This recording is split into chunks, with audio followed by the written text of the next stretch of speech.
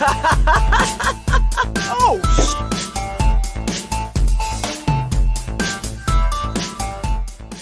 Hi friends, welcome to this week's episode of Dead Funny University. I am your host and fellow student Kelsey, and joining me today is our tenured, I guess at this point, because I just handed that to you last episode, our tenured professor, Chris. How are you doing today? This is the 15th episode in our Zelda semester, in case I didn't say that. Meant to. Chris, how are you doing? I kind of want to just change up my profession and be a teacher. I don't think I'd be a good teacher at literally fucking anything outside of video games, but to be a teacher just to get tenure, because I would love to be one of those guys that just walk around in the halls. I got tenure, bitch. I ain't, See, my concern is that in academia, the way to get forward is not necessarily tenure, but tenure is a goal. It's instead to be continuously publishing. And knowing that you had that goal, I think would be valuable for you because you are a goal-oriented person. But to continuously be trying to come up with a new idea in your field and therefore publish on it, I think would be a frustrating thing for you. I just want tenure, Kelsey. I don't know how much. You just want tenure. You don't give a shit. I don't give a shit about the rest of it. I just want tenure. I don't think you get tenure without publishing. Well, I guess I might have to fucking publish some shit then. So fucking, you're gonna you're gonna bullshit an essay. Yep, exactly. I don't know if you're allowed to do that at the academia level. I know you're allowed to do that at the grad student level because it'd be even better if it's I actually did get some shit published and it's it takes somebody like Kelsey to read it who's spent a lot of time with me and knows the shit and she's like, he fucking took this from Final Fantasy VII. No one caught this. No one fucking caught this. This is just talking about how people feel when asteroids are headed at their planet. That's all this is. Oh shit! You crack me up. So that'd be great. We are continuing our discussion of Majora's Mask. Yep. I was pointing at you, but I realized you can't actually see the audience. I can't actually see you, so yes. Me.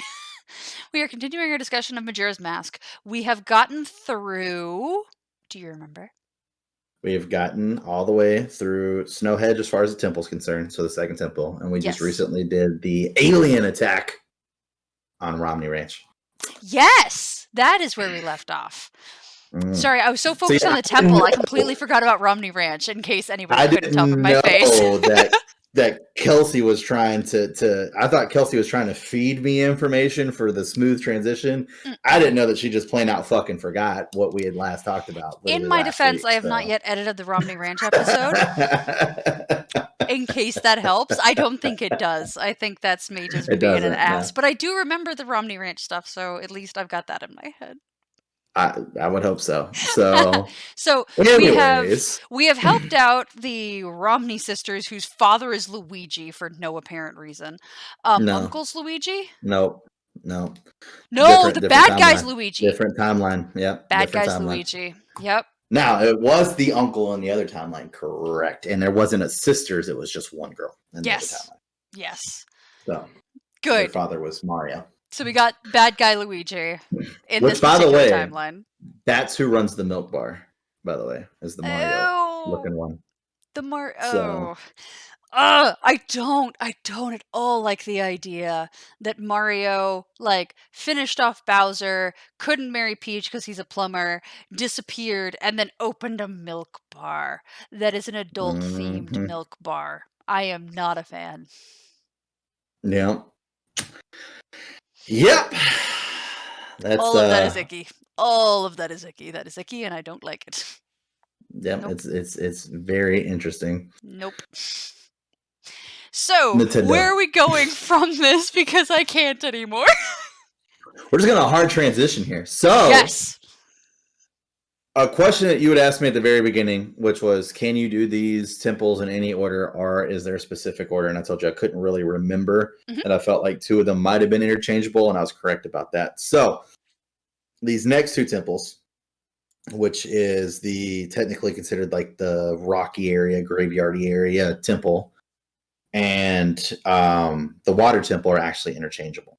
There is something that kind of happens that you can either do before you go to the water temple, after you go to the water temple. We'll do that after the water temple. I kind of wanted to just jump into the water temple because I was already planned anyway.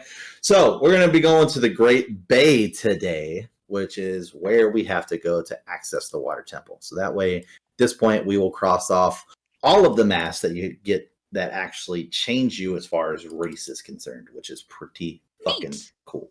And this one is my favorite out of all of them. I love the fucking Saurus. So the first thing I'm going to do is send you over a nice little picture of our map here. So this is what the Great Bay actually looks like, which is, nothing too crazy. And I know you're not a big fan of this game, but because this area was like so well loved by the fans and stuff like that, it is actually one of the stages in multiple Smash Bros. Games. So that last pic I just sent is actually a Smash Bros. Stage where you can actually see the moon in the background coming down to crash into the earth, the great sea turtle, which we'll get to him at some point, and then the little building with the hook there. So huge fan of the sea turtles, super against the creepy fucking moon in the background. I love the moon. In my defense, I have been against the moon in the background the entire time I've been aware that the moon has a face. Ugh. I mean, it's great. I love it. I'm more on board the moon than I am the milk bar. I mean, but I guess if you want to look at it as far as like a lesser of two evils, maybe. Yeah, it's the adult theme. It's the fact that you have to be of age to get into the milk bar that I'm like, this is not okay. Some shit happens in that milk bar, apparently. I am certain there's at least one person breastfeeding, and it's not infants. Oh, see, you took that to a whole other level that That's you didn't have why to do, I'm uncomfortable with the adult-themed milk bar! I don't know. I think you took that way past than it had. I blame you. It's 100% your fault. 100% your fault. What did you think they were serving in an adult-themed milk bar? I mean, they're not drinking it like direct from the tap. If you catch my drift, like that's not fucking happening. Why are you certain of that? Kids aren't allowed.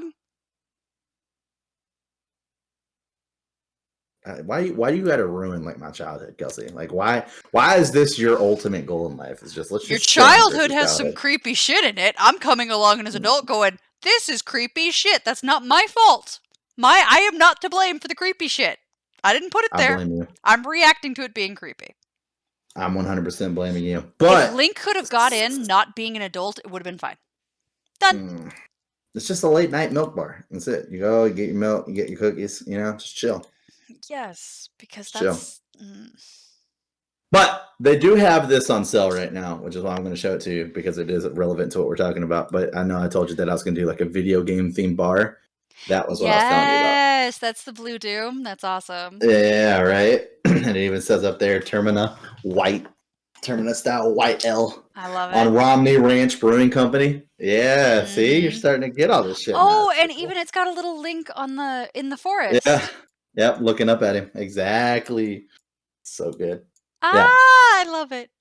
Right? I'm going to have lots of those just all around the fucking bar. It's going to be great. They have a ton of them. Like I said, the Final Fantasy one I won is the little cactar guy, and it's 1,000 needle tequila, which that's the only move they do. So great. But anyways, so off to the Great Bay. So, we have to use Epona to jump over the fence to get into the Great Bay. That's why we couldn't go there before, but we are there now. Once you get into the Great Bay, like I said, you see this whole nice little sea spot.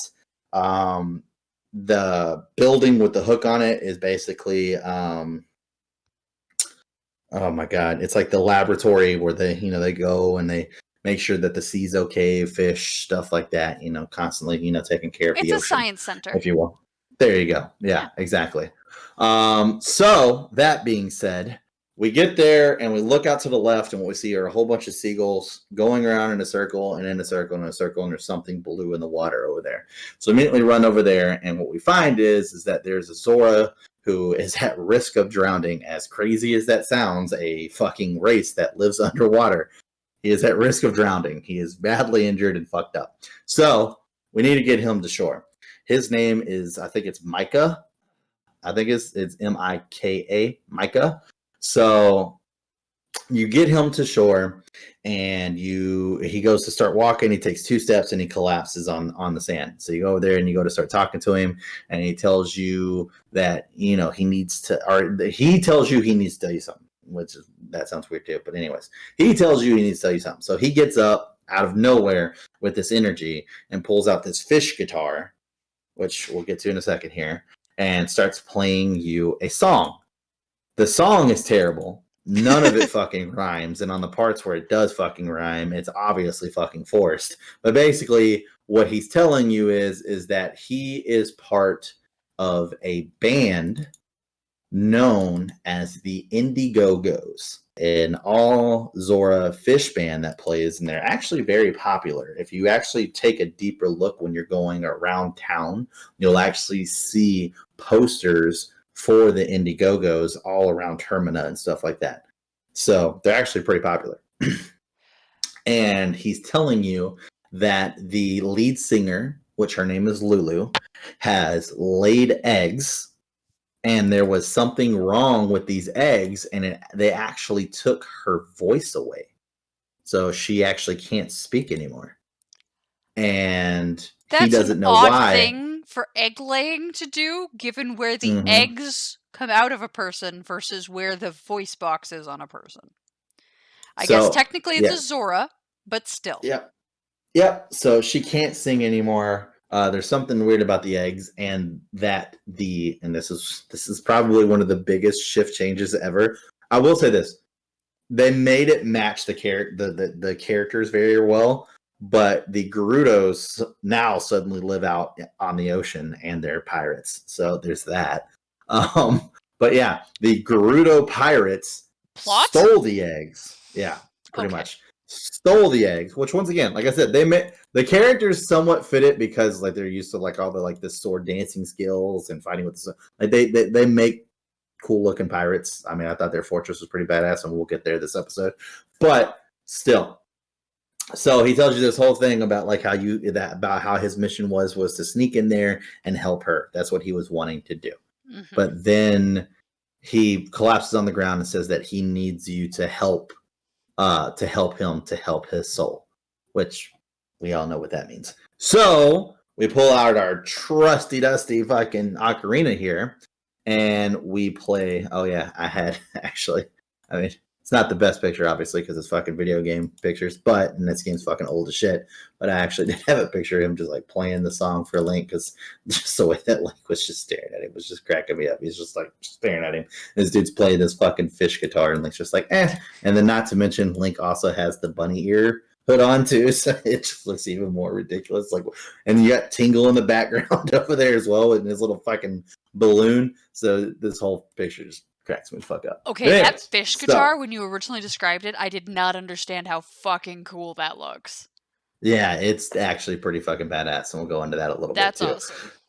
So we play our Song of Healing, and of course, we get a Zora mask. Yes, we're finally here to my favorite Link transformation as far as the races go. So now that we're here, at some point we'll have to play the video for you, but I did actually manage to find pictures of what the mask transformation looks like, to the point where it looks like the absolute most pain that is going through Link's body. So that's him putting on the Zora mask. Oh my God. That is the height of the pain before the whole screen turns black and you can't see anymore. There is Link putting on the Goron mask, once again, where he's at the height of the pain, and all you hear is the bone-crunching sounds, by the way, that are happening as his body is being shifted into something completely different than what it's normally supposed to be. And there is the Deku one. Oh, so, my God. And yes, he is screaming while this is happening, by the way. Screaming and bone-crunching sounds, yes. And this was originally targeted as a child's game. So there's that. But yeah, I thought I would share that with you. But anyways, after the bone-crunching starts, and we get to turn... and we get to turn into the coolest fucking transformation, and my favorite race out of all the Zelda games. Even later on when they created the bird people, the Rudos, I still love the Zoras. The Zoras are my absolute favorite. That is our hero, Mr. Zora Link himself, looking like a fucking awesome. badass. He does look really cool. He is a fucking beast, and what's really cool is that during each transformation, you've always got like your own kind of weapon. He can actually detach those fins. They come off of his arms, and he throws them like a combination, like an X, and they go flying like boomerangs, hit, and then they come back to you. It's so fucking cool. Oh, he's such that feels like a skill that would take years to learn. Yeah.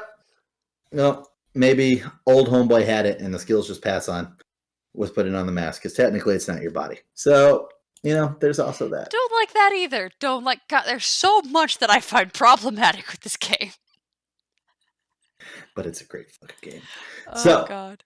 There's Link playing our new ocarina that we get to do, which we also get the fish guitar, which is awesome, and also makes no sense. And the reason why it makes no sense, because I know you're thinking to yourself, well, Chris, why does it make sense?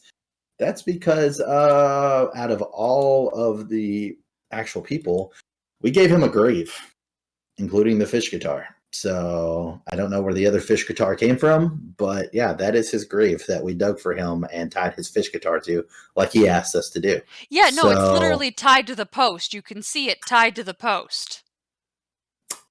Yeah, I have no idea where the other guitar came from. So that happened, but yeah. Well, actually, it looks like he just tied a fish skeleton to the post and he kept the guitar.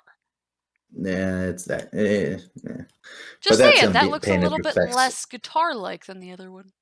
Slightly. Yeah. It's got more bones going this way as opposed to bones going straight out. Yeah, I don't know. It's supposed to be his guitar, so I guess maybe that's just a rite of passage. You just suddenly pull a fucking fishbone guitar out of your asshole if you're a Zora. So I don't know. Maybe. But I hope it doesn't have to come from your asshole. That sounds upsetting. But yeah, and then it was pretty cool. Somebody did like a whole like side by side of like Mike or Mika and the fucking Zora Link, which I thought was cool. Just kind of showing the differences that they didn't actually transfer over, like the winged feet, his tribal tattoos, which was pretty cool. His tribal tattoos are awesome. Yeah, his tribal tattoos are fucking cool as shit. So, but yeah, like I said, easily my favorite Link out of the series. He's fucking awesome. He's pretty fucking cool. Actually, those two guitars do look different. Yeah, Link's has like that bone over the top of it. Yeah, and Micah's do go, like, if you look at the actual position of the vertebrae, those are pointing kind of a little bit more down, and the vertebrae on Link's are very straight out. So I would argue those are two separate guitars. And so, yes, upon transformation, part of what you transform, part of that bone-crunching sound, is the production of your own guitar. Coming out of your ass. Yeah, I wasn't going to go there. I was going to leave that just in the realm of mystery. So this is what I didn't tell you about, but at the bar, if you go talk to the fat little fish guy, which is supposedly the manager of the Indiegogos, which was up there in the Indiegogos picture as well, if you go talk to him, you actually get to do like a whole, like you put on one of the masks, you go over there, you play a little ditty, and then you do the same thing. You do it to each light, and then it actually has like all four of them going at once, which I thought was a pretty cool fucking little thing in the game, because you got to see like all the Links together playing a song, which obviously once again makes zero sense, but video game logic. So I was super confused as you kept saying Indiegogo, because I'm like, why do I recognize the name Indiegogo, and why do I associate it in no way with a bar in a fantasy land? And it's because it's actually a crowdfund for tech and design things before they go mainstream. And I wonder if the creators of that Indiegogo were at all aware of this Indiegogo. It's a good question. Possibly not. But yeah, it is a great question, because that is the I'm pretty sure this probably came first. This game is old. So I'm 100% sure that this game came first. Given how many polygons are on the screen, I'm going to agree with you. That's okay. We can agree sometimes. It's fine. No! But yeah. But yeah, so that's the Indiegogos, and that's our friend Micah, once again, don't remember his name, but yeah, it's one of them. I mean, once again, there was no voices, there's no, it is what it is. But So now we have our Zora mask, which is super fucking cool. So the first thing we go to do is go to that research laboratory that is oddly over there and very oddly shaped. But yeah, so we go over there. You can pop Tingle down as always, and he'll give you a map of the island and stuff like that, which is always good to have, especially if you're planning on going to the places that you need to go to. So we go in there and we possibly run into the ugliest person in the entire Legend of Zelda series. We go and talk to him, and he tells us that basically him and Mika were working on a situation where he would go and save the eggs and then bring them back here to where they could safely be hatched and then returned back to the mother. That being said, it's now up to you because why? He thinks that you're Mika because you somewhat look alike. Mhm. Yep. So now it's our quest. So our quest is now we have to go and we have to hunt down the pirate fortress and get the eggs back. So we start setting off, which this is actually cool, and I didn't know this until just recently because I was looking up some of the differences between Nintendo 64 and 3DS, is that you could swim and do all these spins and cool shit in the water because you're now a Zora, to where in the 3DS, you actually swim normally, you're just a little bit faster. And to do all the cool spins and tricks and shit, you actually have to use magic while you're doing that. Like your magic bar goes down to do that stuff, which is kind of stupid. So I don't think that was a good switch. Stupid. I'm gonna guess things that can swim are going to be more talented at tricks around swimming. So, but yeah, so apparently they're not.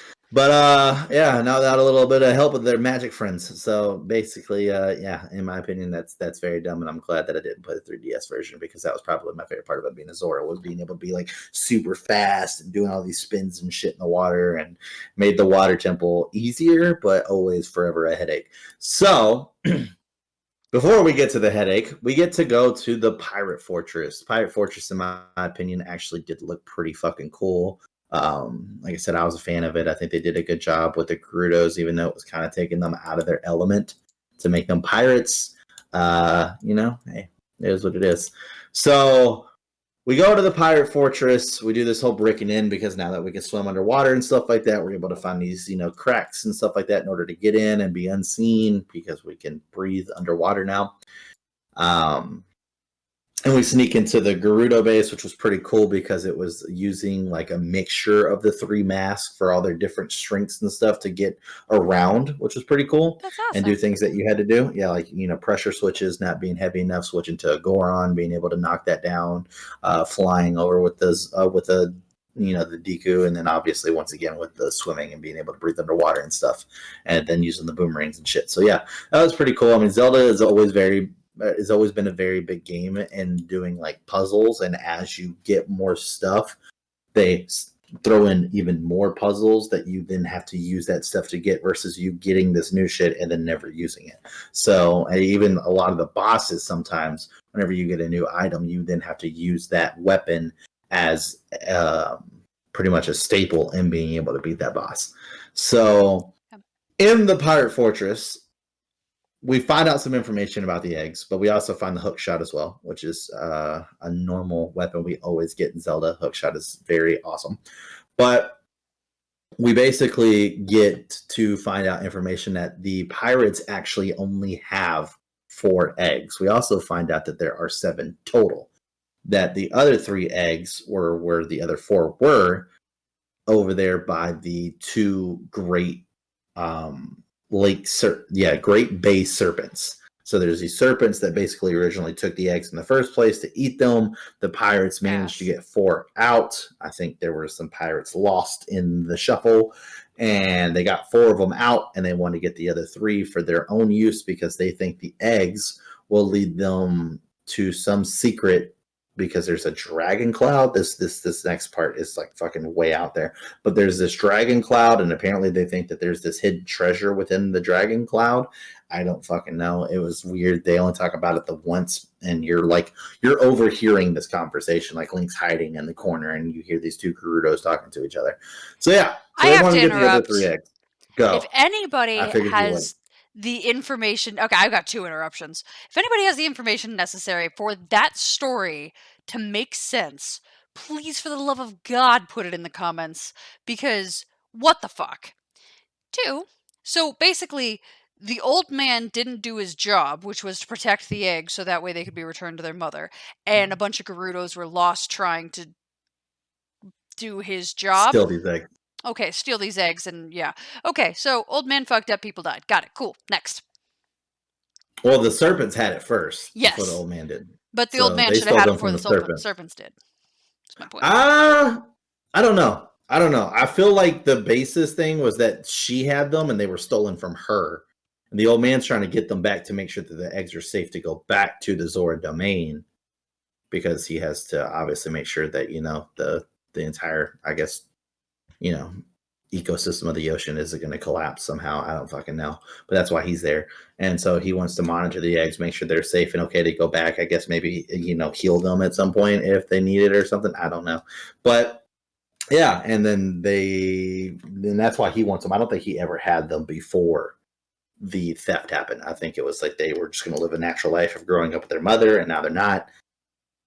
So I'm so confused, but we can just move on. Yeah, I think it also has to do with something with the fact that her singing voice is gone as well. He's trying to figure did out she why rupture her that happened. diaphragm? That's the only guess that I have, is that her pelvic floor muscles weren't good enough to support like multiple egg production. But if she's a singer, we will get there. It should be strong enough. Not the point. We're getting real weird. We will get there. But yeah, so Dragon Cloud, by the way, treasure into Dragon Cloud. Speaking what of real the weird. fuck? Whatever. Yeah, it was very fucking weird. So, like I said, I'm pretty sure that's the only time they actually talk about it. So basically, what's cool is that one of the eggs, you can see it. The other 3 eggs are hidden across the base somewhere. Because plot, the eggs aren't going to be in the same spot. They want you to spend time here versus just grab all the eggs and leave. And you also have to make sure you have enough fucking bottles on you, because if you don't have enough bottles by the time you get here, which once again they have 4 of the eggs. You need to fucking capture as many as you can, swim all the way back, drop them off with the old man, then swim all the way back out there, and then get the other ones. So try to have as many bottles as possible. Doing the alien invasion will give you milk that we did at Romney Ranch as a gift. So then you can then drink that milk, and it basically does nothing, but then that's a bottle. You get a free bottle from the start. I think there's other things that you can do to get bottles throughout the game as well. I'm drawing blanks right now because it has been a very long time since I played this game. Those are not the same fairy bottles. Those are the same. Are those the same fairy bottles? It's the same bottles that you use to hold fairies in, yes. The exact same ones. Yeah. Carrying fairies it seems like a really good thing, because you then out of nowhere you can pop this and get full health. But apparently it is very big thing for you to have empty fucking bottles on you. Apparently they've never heard of boxes. Apparently not. So, are not using fairies as fucking slaves. So, there's that too. Yeah. But, hey, we did what we did, right? So, anyways, moving on, we then go through the fortress and we're able to find some more eggs. We get all the eggs. Oh, that's what it was. So while they're talking and laughing and Link wants to get in there, you pull out your bow and you actually see that somehow, I don't know how, but bees have made a fucking nest. You shoot the bee nest down, it hits, makes them to run out away from the bees. You're able to go in there, grab the egg, and grab the hook shot, which we were talking about earlier, is actually in a treasure chest just randomly sitting in the middle of the room because, why not? Blood. So you get your hook shot, you get your egg, you get out, you go all around the fortress to find your other eggs, you get those, and you bring them back. So whenever you bring them back, you drop them off at the laboratory, and you notice that you still got to go get the other 3. Not really too much happens. We basically swim out to this like really weird grotto looking place. There's these serpents that are protecting the eggs. Sometimes you got to fight them off. They're really, really big. It's more about like just getting them to back away. You get your eggs, you get the fuck out. You drop them in the tank, and as soon as all the eggs are together, they begin to hatch. So when they hatch, they all form themselves in the shape of music notes. They're teaching you a song that all Zoras are taught at birth. It's just like a birthright, I guess. And this song is super fucking important and we will get to that next episode. Haha, cliffhanger, because we need it. The Boom. babies are so, like, I wasn't sure if they were cute, and then I zoomed up and realized that they were tiny, tiny eyeballs. The little, like, this is very cute. Okay. This is actually a big deal, like in the whole like Zelda community, that there are actually Etsy stores that have made these stuffed animals of these because people love the baby Zoras so much. So Okay, so I'm in good company. Maybe weird company, but good company. All right. Now, once again, they're normally like just stretched out and look kind of like tadpoles, but Yeah. they made themselves music notes for the sake of plot. Once again. Okay, I love that. That is fantastic. That is good design. That is top notch. That makes up for some of the BS of the like dragon cloud thing that I don't love. It's fucking stupid. And like I said, we won't mention it again. It's done. We're done with that one. No, I need somebody in the comments to explain this to me. I can, yes. I'm talking about as far as moving forward in the story. We're done with it. Yeah. Okay. Yeah. Well, on that cliffhanger and that request for you guys, please come tell me things. That will do it for the 15th class in a Zelda semester. If you enjoyed this content, please like and subscribe. Turn on notifications when so you know when to come to class. As always, our Twitter and Twitch links are below. We would love to hang out with you on those platforms as well, so please feel free to go down there. And then also, we have a merch store.